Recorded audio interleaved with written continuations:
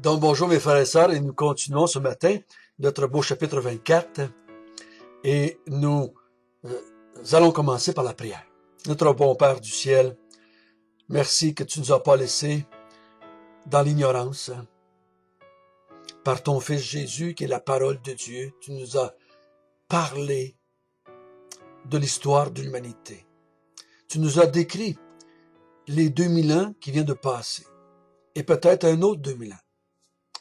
Nous ne savons pas, Seigneur, mais tu nous en as dit assez pour que nous soyons en paix avec ce qui nous entoure. Et tu nous en as dit assez pour que nous anticipions ton retour et la gloire qui va t'être donnée à toi et à ton Père à ce moment-là. Conduis-nous encore ce matin pour bien comprendre le texte que nous étudions. Amen. Donc, nous avons vu hier que, à la sortie du temple, les disciples posent une question de temps. Quand est-ce que ça va arriver? Quand est-ce que le temple va être détruit? Quand est-ce que ton avènement va venir? Quand est-ce la fin du monde, Seigneur? Et on a vu ensemble que Jésus, du verset 4 à 14, va décrire la période du moment où il va faire les prophéties ou de sa mort, sa résurrection, jusqu'à la fin des temps. Il décrit cette période-là et il la décrit, comme on a vu hier au verset 4, comme un temps de séduction. Beaucoup de gens vont être séduits par les faux Christ. Ils ont rejeté le vrai Christ. Donc c'est normal qu'ils vont être séduits par de faux Christ. S'ils n'ont pas cru au vrai Christ, ils vont croire à d'autres Christ.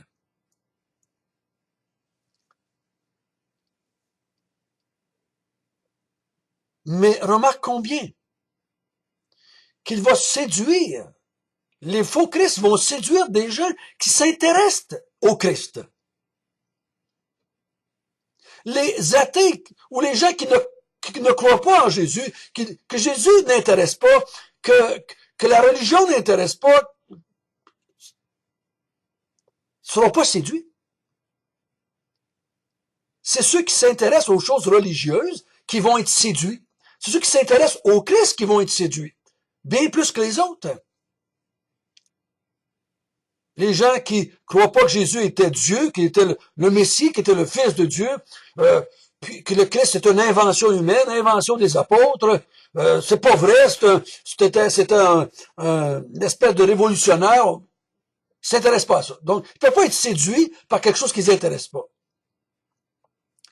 Mais beaucoup de gens religieux vont être séduits par de faux Christ. Je me souviens qu'à un moment donné, j'étais en Israël, puis j'ai parlé avec un rabbin, puis j'ai demandé, qu'est-ce que le Christ doit faire pour que vous compreniez et que vous croyez en lui?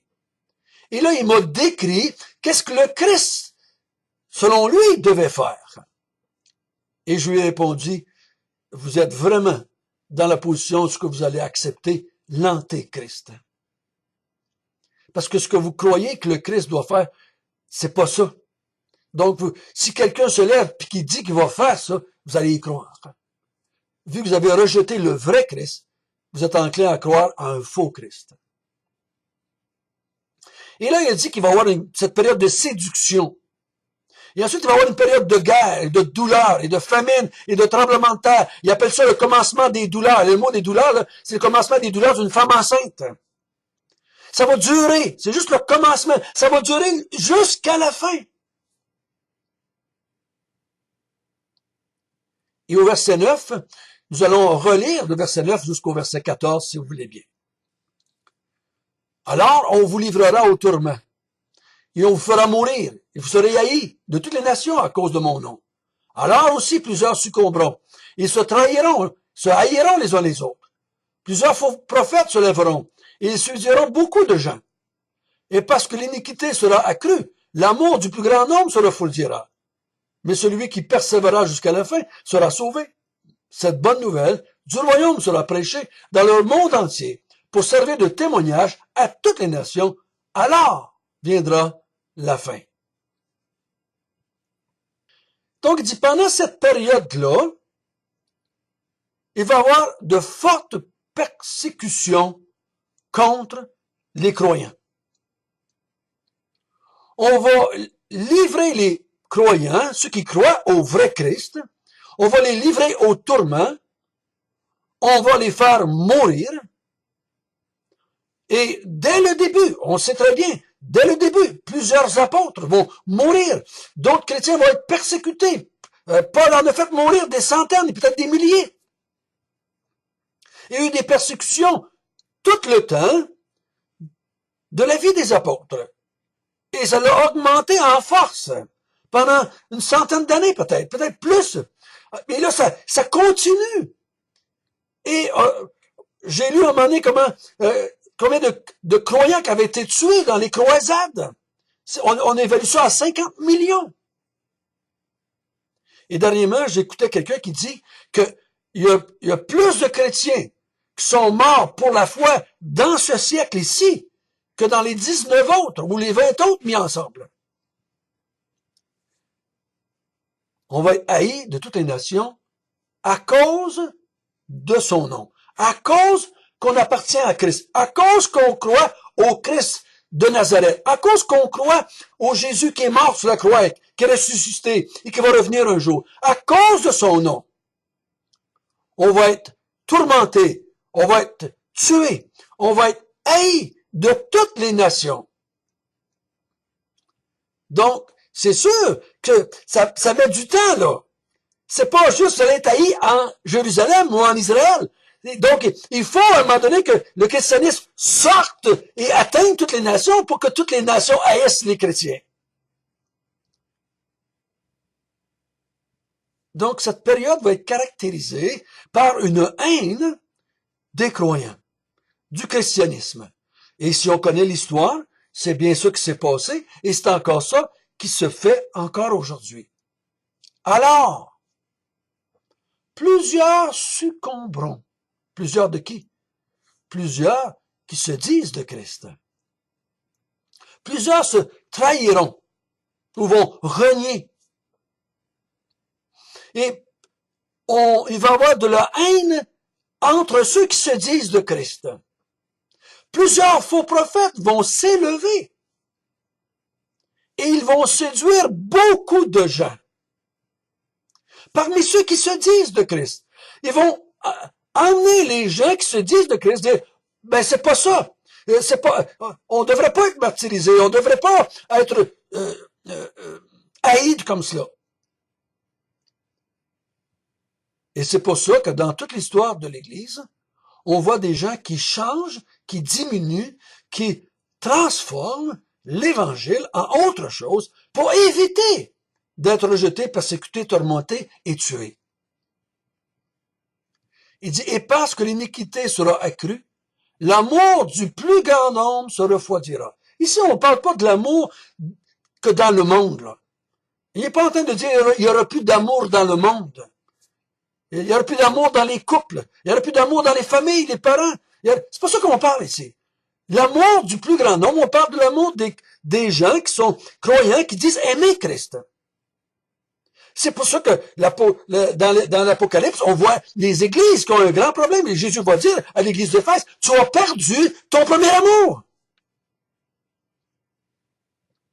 Tu as perdu, tu as abandonné ton amour. L'amour du plus grand nombre va se refroidir. Donc, les persécutions, les tourments, la tuerie, la haine des nations va amener beaucoup de monde à réévaluer leur foi et à avoir des conflits entre eux. Et finalement, par les faux prophètes qui vont utiliser cela, beaucoup vont se refroidir et se détourner de la foi chrétienne, de la foi en Jésus-Christ seul. Mais c'est pour ça qu'il dit à la verset 13, « Celui qui persévérera jusqu'à la fin sera sauvé. » Tu ne peux pas persévérer si tu n'as pas commencé. C'est pour ça que je crois qu'il parle ici, dans ces quelques versets, il parle des gens qui disent croire en Jésus-Christ. Des gens qui se disent l'Église du Christ, le peuple de Dieu. Ils ont commencé, ils ont proclamé, mais ils sont en train d'abandonner. À cause de ces difficultés-là, de ce tourment, de cette haine, de cette mort, de ces difficultés qu'ils subissent à cause qu'ils sont chrétiens, de ces faux prophètes qui viennent de les séduire, ils vont pas persévérer. Ils vont abandonner la foi. Et si vous lisez l'histoire de l'Église, si vous lisez l'histoire dans le monde, c'est par millions et par millions que les gens, finalement, rejettent la foi pour se retourner vers une autre sorte d'évangile qui est moins troublante, un autre évangile qui amène moins de persécution, un autre évangile qui s'adapte à la société, un autre évangile qui s'adapte au monde dans lequel on vit, un autre évangile qui se préoccupe plutôt de faire du bien aux pauvres que de l'âme des pauvres.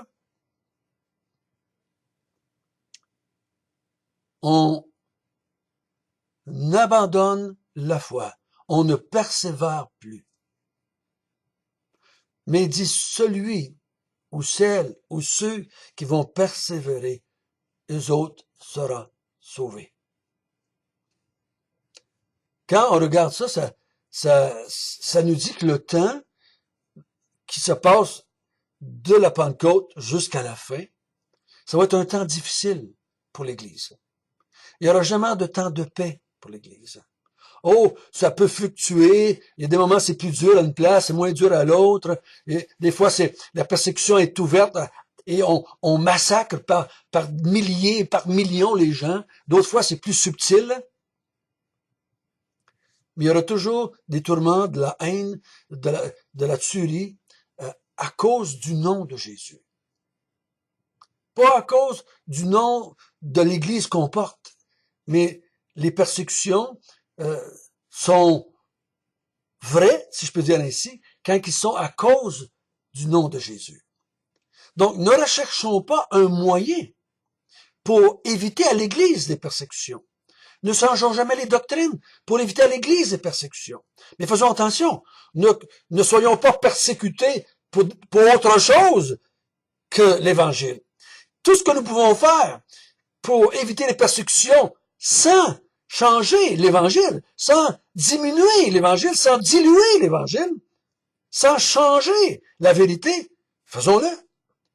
Comme Paul dit, si je me suis fait tout à tous pour annoncer l'Évangile, si j'ai besoin de faire autre chose, socialement parlant, dans ma génération, pour pouvoir proclamer la vérité, je vais le faire. Ne nous faisons pas haïr à cause de nos coutumes, de nos traditions, mais si le monde nous hait à cause du nom de Jésus, ne soyons pas troublés et persévérons. Et au verset 14, il dit, cette bonne nouvelle du royaume va être prêchée dans le monde entier pour servir de témoignage à toutes les nations. Donc, ça prend du temps. C'est pour ça que je vous ai dit tout à l'heure, quand les types ont posé la question, quand est-ce? Il dit, ça va prendre du temps. Cette bonne nouvelle que j'ai apportée du royaume, cette bonne nouvelle que le Messie est venu, cette bonne nouvelle que je vais mourir sur la croix, que je vais ressusciter, que je vais monter au ciel, que je vais établir le royaume de Dieu. Cette bonne nouvelle va être proclamée dans le monde entier. Et vous vous souvenez, dans les Actes des Apôtres, ils ont proclamé, ils ont parlé de ce Jésus dans le monde entier. Dans le monde. Donc, l'évangile s'est répandu beaucoup dans le temps des apôtres. Puis elle a continué à se répandre. Puis elle se répand encore aujourd'hui par des milliers de sortes, de façons. On répand l'évangile. De plus en plus de nations qui entendent l'évangile. Mais c'était pour prendre du temps. C'était pas pour se faire en quelques jours, quelques mois, quelques années. Les disciples ont dû dire, ouais, bon, mais c'est pas pour demain, l'avènement. C'est pas pour demain l'avènement du Seigneur. C'est pas pour demain la fin du monde. Parce qu'il dit, la bonne nouvelle du royaume doit être prêcher dans le monde entier pour servir de témoignage à toutes les nations. Alors viendra la fin. Donc, il faut prêcher la bonne nouvelle du royaume. Frères et sœurs, la bonne nouvelle du royaume. Et je le répète, la bonne nouvelle que Dieu veut bien régner sur nous. Que Dieu a bien voulu envoyer un roi pour établir un royaume. Parce que Dieu veut régner. Dans l'enseignement sur le Notre Père, que ton règne vienne. Règne sur nous, Seigneur. Règne sur le monde. Ceux qui se refusent à ce que Dieu règne sur eux ne feront jamais partie du royaume des cieux. Et toute cette pensée aujourd'hui que nous entendons, qu'on accepte Jésus dans notre vie comme sauveur, mais pas comme Seigneur, ce n'est pas vrai. On prêche l'évangile du royaume. Pas juste l'évangile d'un sauveur, mais l'évangile d'un royaume. Pour que l'évangile du royaume prenne racine, ça prenait un sauveur. Pour sauver des élus, pour que le royaume commence et s'installe et fonctionne. Le royaume va être prêché. Et c'est pour ça qu'à la fin, dans Matthieu 28, Jésus va dire, toute autorité m'a été donnée dans les cieux et sur la terre. Le royaume va s'établir et va régner sur la terre entière, dans les cieux et sur la terre. Le royaume va s'établir. Il dit, parce que j'ai autorité sur les cieux et la terre, il va dire quoi? Allez par toutes les nations du monde et prêchez la bonne nouvelle. Parce que je suis, moi, l'autorité finale, éternelle sur le monde entier. Allez rendre ce témoignage à toutes les nations. Alors, la fin viendra. Donc, frères et sœurs, cette période-là, c'est pas une période de paradis, là. C'est pas, on va améliorer le monde, puis ça va aller mieux, puis on va sauver la planète, puis on va sauver les animaux, puis la science va enrayer la maladie, la mort. Finalement, et si la planète saute, on va aller rester sur une autre planète. C'est de la foutaise, ça. C'est pas ce que Jésus dit. C'est pas les prophéties qu'il vient de faire ici, n'est-ce pas? Ici, il dit quoi?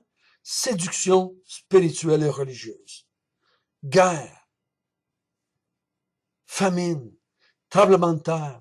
Douleur. Persécution. Mort. Haine contre l'Église. Difficulté dans l'Église. Grande séduction dans l'Église. Par les faux prophètes. Et un petit groupe va persévérer jusqu'à la fin. Et ce même petit groupe, c'est lui qui va proclamer l'évangile du royaume dans le monde entier. Ce petit groupe va se multiplier, va se multiplier de génération en génération, va se reproduire de génération en génération jusqu'à la fin du monde. Et l'évangile va être proclamé dans toutes les nations. Notre Père du ciel, merci de nous avoir donné l'heure juste. Merci que nous attendons pas un temps facile. Nous espérons pas un moment où ce sera plus difficile. Mais de nous de pas être troublés par toutes ces choses, d'accepter toutes ces choses, de nous d'accepter quand la persécution viendra dans nos vies à cause de ton nom. Et Seigneur, donne-nous de bien comprendre l'Évangile, de toujours mieux la comprendre, mieux la saisir, cet Évangile du royaume, afin de ne pas être séduit. Garde-nous dans ta grâce près de toi. Amen.